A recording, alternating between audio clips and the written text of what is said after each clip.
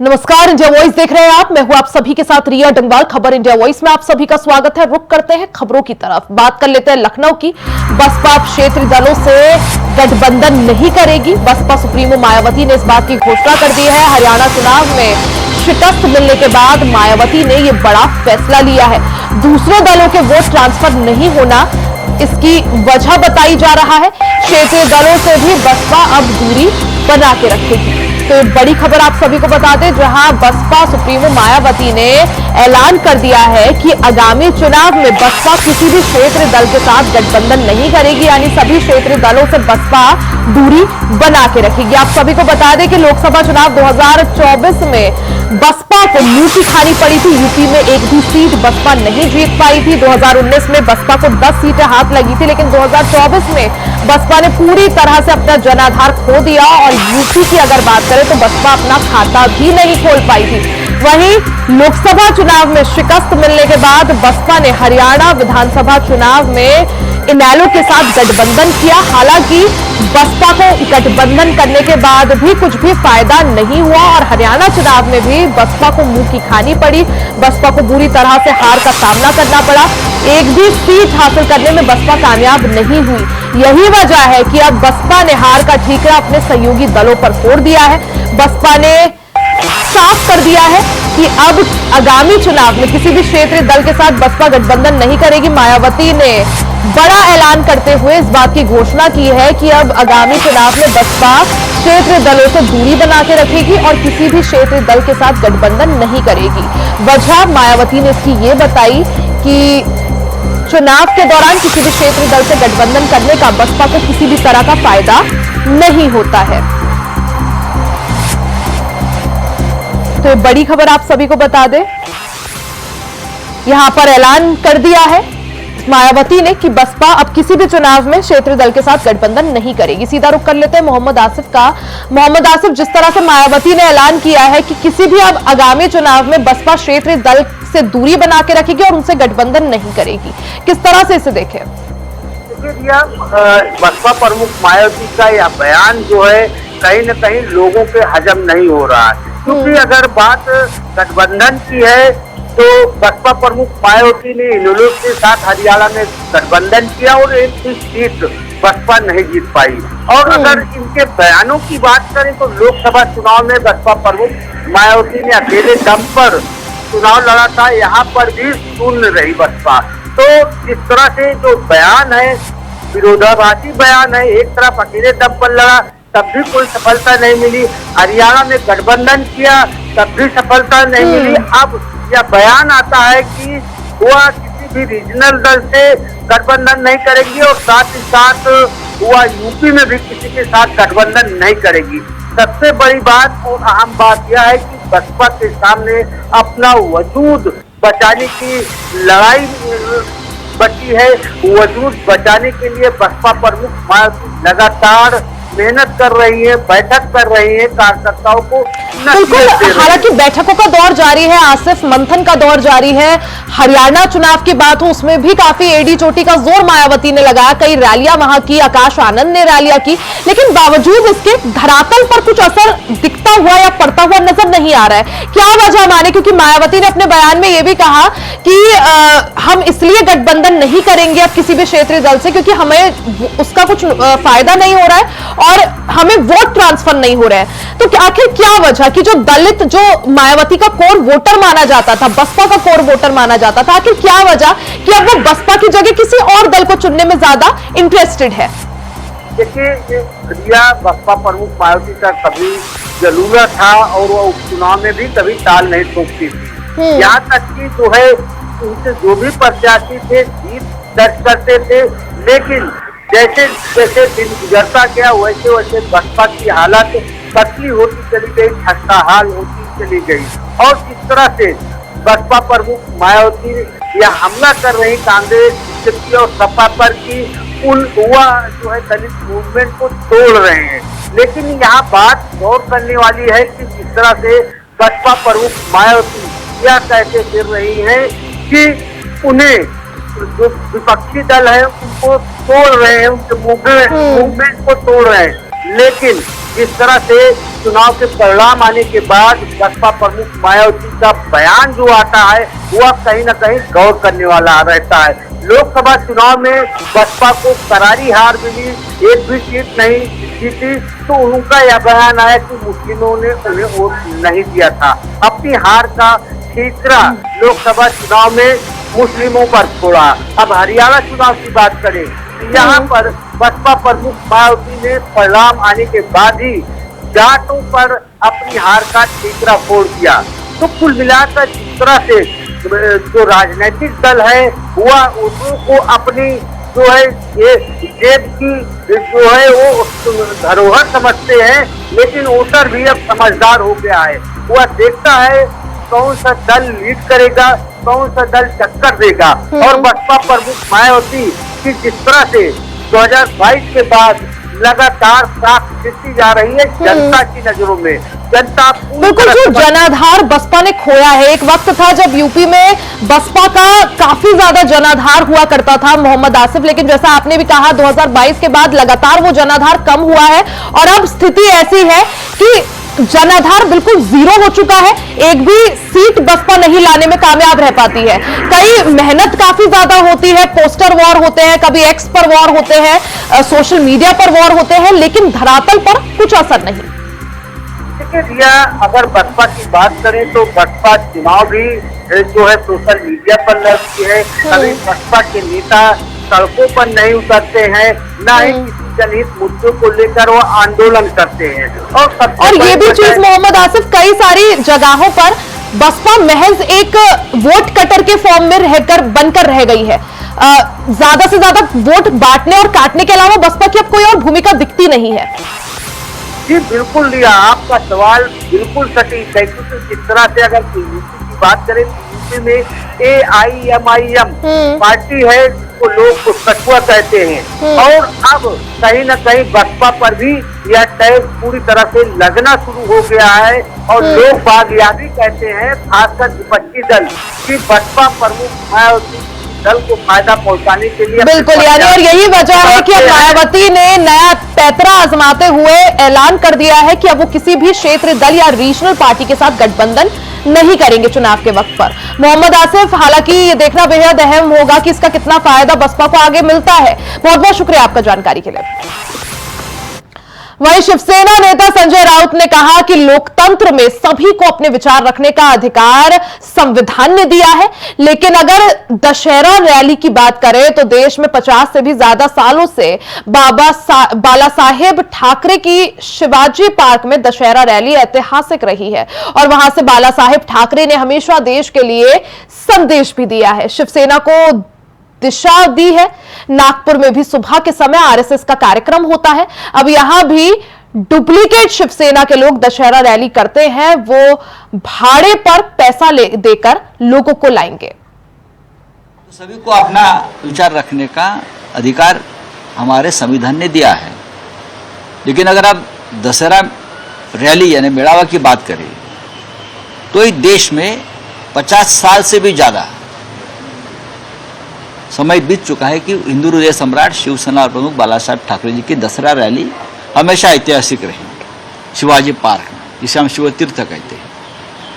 और उस दशहरा रैली से हमेशा बाला साहेब ठाकरे देश के लिए, पार्टी के लिए, महाराष्ट्र के लिए एक विचार, एक संदेश देते रहे, शिवसेना को एक दिशा देते रहे। नागपुर में राष्ट्रीय स्वयंसेवक संघ का मेड़ावा भी दशहरा में होता है सुबह के समय, वो हमें मालूम है। अब डुप्लीकेट शिवसेना के नाम पर कुछ लोग यहाँ मेड़ावा करते हैं, डुप्लीकेट। अब उनके ऊपर क्या भरोसा रखेंगे लोग? वो भाड़े से पैसा देकर लोग लाएंगे, वहाँ अपना नगारा ढोल बजाएंगे, लेकिन कौन सा विचार उनके पास है? मैं तो ये कहूँगा कि हमारी पार्टी 50 साल से भी ज़्यादा पुरानी हो चुकी है, और जब दूसरा मेड़ावा करने वाले लोग हैं वो तो 2-3 साल का उनका अब उनकी उम्र है, और उनका जन्म गुजरात में हुआ, उस पार्टी का महाराष्ट्र में नहीं हुआ है। तो वो गुजरात में करना चाहिए, सूरत में करना चाहिए उनका मेड़ावा। वो जो बड़ा कोई स्टेडियम है ना, मोटेरा स्टेडियम, जहाँ फाइनल में हिंदुस्तान हार गया था, वहाँ करिए, मोदी जी को बुलाइए, वो आपके नेता है, शाह जी को बुलाइए, वो आपके नेता है। महाराष्ट्र में आपका क्या काम है? आपका पार्टी का जन्म गुजरात में हुआ है और आपकी पार्टी गुजरात से कंट्रोल होती है। वहीं प्रभु राम की नगरी अयोध्या में दशहरे की धूम भी देखने को मिल रही है। इस बार के दशहरे में बालक राम की नगरी में सबसे लंबा यानी कि 55 फीट के रावण का दहन किया जाएगा। भगवान राम की नगरी में रावण दहन को लेकर तेजी से तैयारियां चल रही हैं। इस बार रामनगरी में राजेंद्र निवास की रामलीला में 55 फीट के रावण का दहन किया जाएगा, जिसको लेकर तैयारियां पूरी कर दी गई है। 12 कारीगर रावण के स्वरूप का निर्माण कर रहे हैं। आज शाम तक रावण के स्वरूप का निर्माण कर लिया जाएगा। आज देर शाम संतों महंतों की मौजूदगी में रावण का वध किया जाएगा।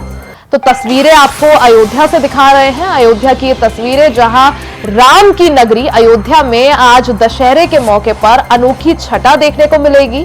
तस्वीरें आप देख सकते हैं किस तरह से जोर शोर से दशहरे की तैयारियां चल रही हैं। आज दशहरे का दिन यानी आज बुराई पर अच्छाई की जीत का दिन और भगवान श्री राम की इस जन्मभूमि कर्मभूमि अयोध्या में आज दशहरे के मौके पर जोर शोर से रावण दहन की तैयारियां चल रही हैं। इस बार दशहरे में बालक राम की नगरी में सबसे लंबा यानी 55 फीट के रावण का दहन किया जाएगा। ये तस्वीरें आपको दिखा रहे हैं किस तरह से रावण बनने की तैयारियां जोर शोर से चल रही हैं। आज शाम से पहले ये रावण को भी अंतिम रूप दे दिया जाएगा। भगवान राम की नगरी में रावण दहन को लेकर जोर शोर से तैयारियां चल रही है। इस बार रामनगरी अयोध्या में राजेंद्र निवास की रामलीला में 55 फीट के रावण का दहन किया जाएगा, जिसको लेकर तैयारियां जोर शोर से चल रही है।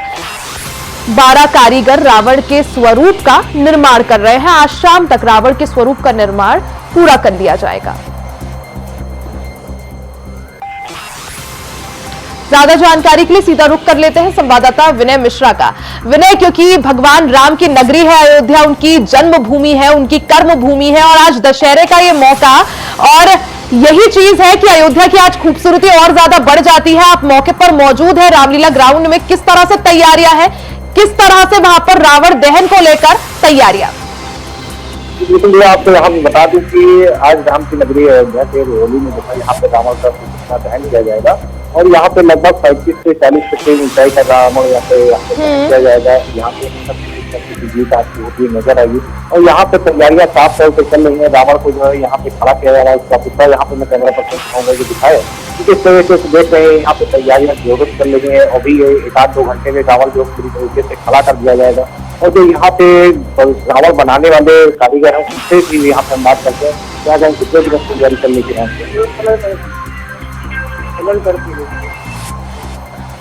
तो यहाँ पे कुछ और भी यहाँ से गालियों उनसे बात करते हैं, क्या कहेंगे आज यहाँ पे विजय पर्व का मनाया जाएगा?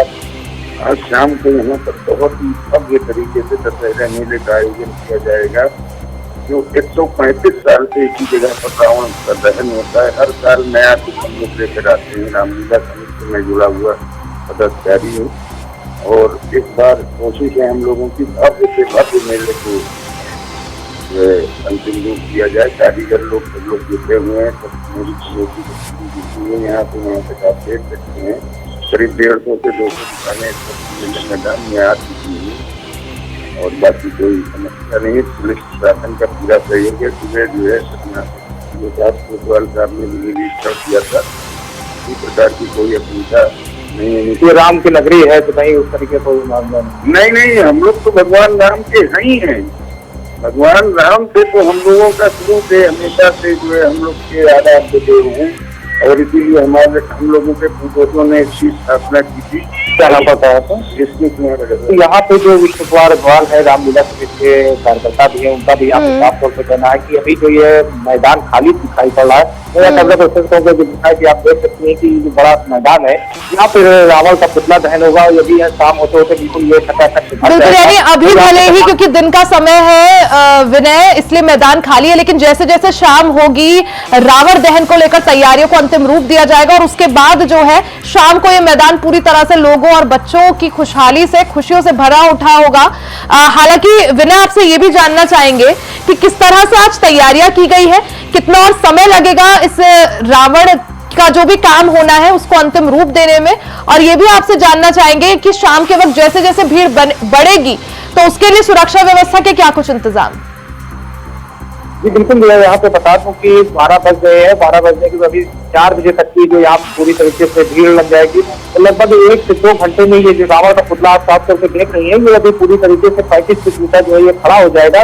इस तरीके से माना जा रहा है कि यहाँ पे जो ये रावण का जो पुतला दहन होगा, ये लगभग 135 सालों से यहाँ पे बराबर बनाया जा रहा है। और यहाँ के जो कार्यकर्ता पूरी तरीके से सुरक्षा व्यवस्था की अगर बात किया जाए तो यहाँ के जो सीओ आशीष निगम है उनकी देख रेख में, और यहाँ के जो कोतवाल है संजय मौर्या, उनकी देख रेख में यहाँ पे जो तैयारियां की गई है, छत्ते छत्ते पर पुलिस की व्यवस्था की गई है, ड्रोन कैमरे की भी निगरानी हो रही है, किसी तरीके का कोई अराजक तत्व न फैलना पाए। लेकिन इसको लेकर के सीएम भी पूरी तरीके से बिल्कुल विनय, क्योंकि आज बुराई पर अच्छाई की जीत का ये त्योहार दशहरा, और यही वजह है कि दशहरे को लेकर राम की भूमि, प्रभु राम की भूमि अयोध्या में जोर शोर से तैयारियां चल रही है। बहुत बहुत शुक्रिया जानकारी के लिए।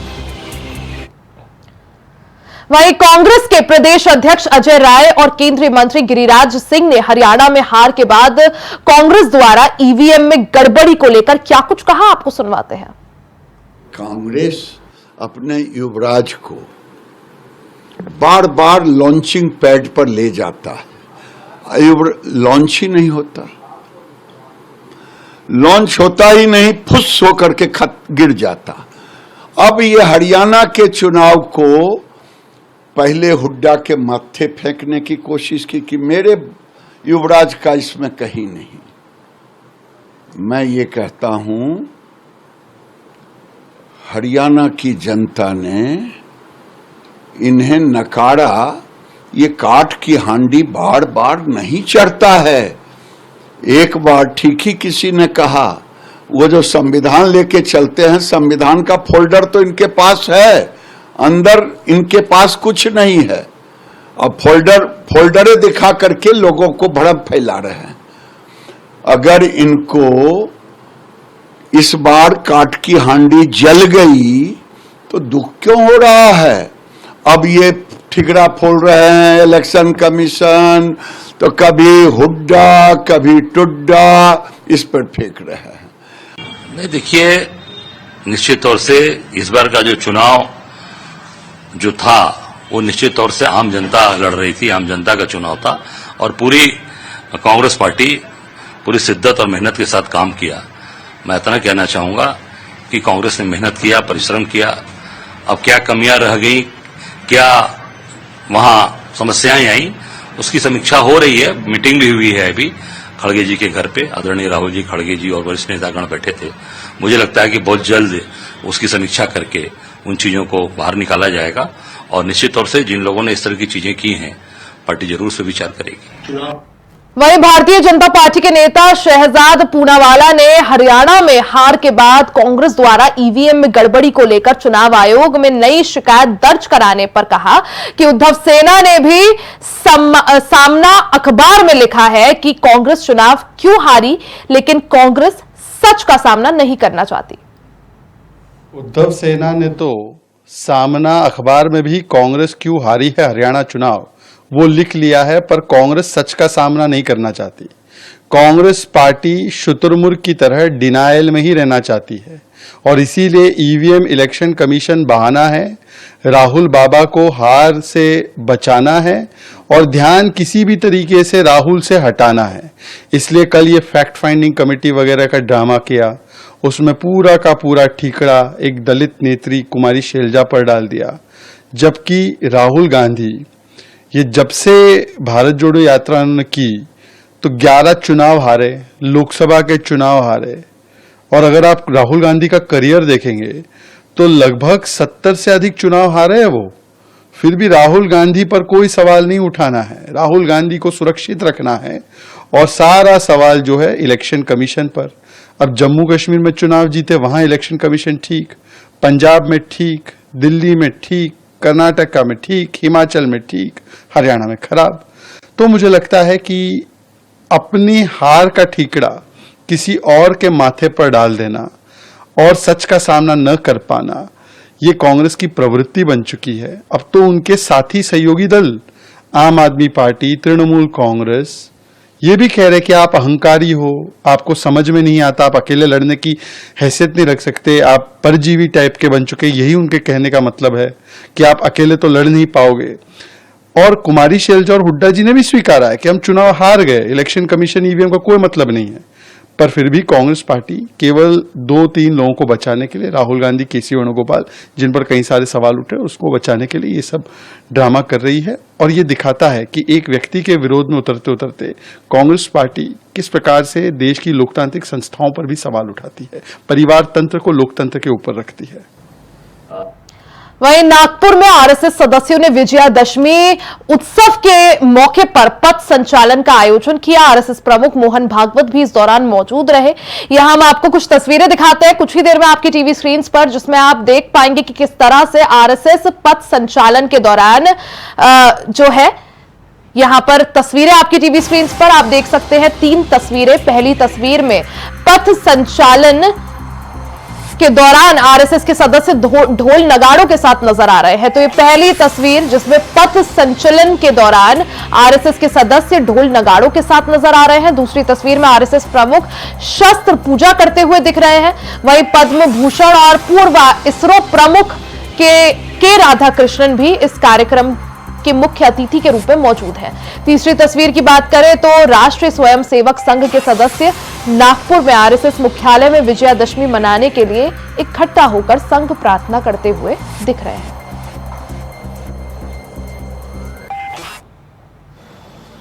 अच्छा भी रहता है, दुनिया की हो, देश की परिस्थिति हो। अभी वैज्ञानिक प्रगति का वर्णन करते समय आपने बताया भविष्य के लिए तैयार होना है, और भविष्य इस तकनीकी के कारण कई प्रकार की नई सुविधाएं लेके आएगा। आज तक विज्ञान कई प्रकार की सुविधाएं लेकर आया है, तो मनुष्य जीवन भौतिक दृष्टि से पहले से सुखी है, परंतु हम देखते हैं कि इतने प्रगत सुखी मानव समाज में अपने स्वार्थ और अहंकार के कारण कैसे कैसे संघर्ष चलते हैं। इस्राएल के साथ हमास का जो युद्ध छिड़ा वो अब कितना व्यापक होगा और उसकी आग में कौन कौन झुलसेंगे और दुनिया पर इससे कौन सा संकट आएगा, इसकी चिंता सबको लगी है। और नागपुर में भी आरएसएस सदस्यों ने विजयादशमी उत्सव के मौके पर पथ संचलन का आयोजन किया। इसमें आरएसएस प्रमुख मोहन भागवत ने क्या कुछ कहा, आपको सुनाते हैं। परिस्थिति हमेशा चुनौतियां तो रहती ही है, अच्छा भी रहता है, दुनिया की हो, देश की परिस्थिति हो। अभी वैज्ञानिक प्रगति का वर्णन करते समय आपने बताया भविष्य के लिए तैयार होना है, और भविष्य इस तकनीकी के कारण कई प्रकार की नई सुविधाएं लेके आएगा। आज तक विज्ञान कई प्रकार की सुविधाएं लेकर आया है, तो मनुष्य जीवन भौतिक दृष्टि से पहले से सुखी है, परंतु हम देखते हैं कि इतने प्रगत सुखी मानव समाज में अपने स्वार्थ और अहंकार के कारण कैसे कैसे संघर्ष चलते हैं। इस्राएल के साथ हमास का जो युद्ध छिड़ा वो अब कितना व्यापक होगा और उसकी आग में कौन कौन झुलसेंगे और दुनिया पर इससे कौन सा संकट आएगा, इसकी चिंता सबको लगी। संघ प्रमुख मोहन भागवत ने एक बार फिर से बड़ा बयान उनका सामने आया है। उन्होंने कहा कि दुर्बल रहना अपराध है, संगठित हुए तो अत्याचार बढ़ेगा। संघ प्रमुख का यह बड़ा बयान आपको सुनवाते हैं, क्या कुछ उन्होंने कहा। अपनी व्यक्तिगत कठिनाइयां बताते थे, उनके हाल पर उनसे चर्चा होती थी। इसी का आगे एक सत्संग आंदोलन बन गया, और 1925 में उस आंदोलन का भी विधिवत पंजीयन हुआ। उस आंदोलन का मुख्यालय आजकल देवघर में है। उनकी भी शताब्दी इस वर्ष 2025 में चलेगी, और हम जानते हैं भगवान बिरसा मुंडा के जन्म के 150 वर्ष हो गए। विदेशी वर्चस्व के विरुद्ध, शोषण के विरुद्ध वनवासी समाज में, आदिवासी समाज में बहुत जागृति जिन्होंने की, केवल भाषण देकर नहीं, अपने जीवन को यज्ञ में अर्पण कर दिया और ऐसा उपदेश दिया और ऐसा आचरण हमारे सामने रखा कि हमारे जनजातीय बंधुओं के अस्मिता को, अस्तित्व को, स्वतंत्र भारत में सशक्त होकर अपने योगदान करने को एक पुष्ट वैचारिक और व्यावहारिक उनका भी 150वां जन्म जयंती का वर्ष चल रहा है। स्मरण करने का कारण ऐसा है कि ये लोग हमारे सामने मूर्तिमंत उदाहरण है जैसा हमको होना चाहिए। व्यक्तिगत और राष्ट्रीय चारित्र्य इन्होंने जो किया उसका हमको लाभ हो रहा है, ये बात अलग है, परंतु वो लोग कैसे थे, अलग अलग समय में, अलग अलग कार्य क्षेत्रों में उन्होंने काम किया, परंतु सबकी समान बातें कुछ थी। इन सब लोगों ने प्रामाणिकता से, निस्वार्थ बुद्धि से देश हित में। इसी के साथ बुलेटिन में फिलहाल के लिए सिर्फ इतना ही। खबरों का सिलसिला जारी रहेगा, बने रहे हमारे साथ।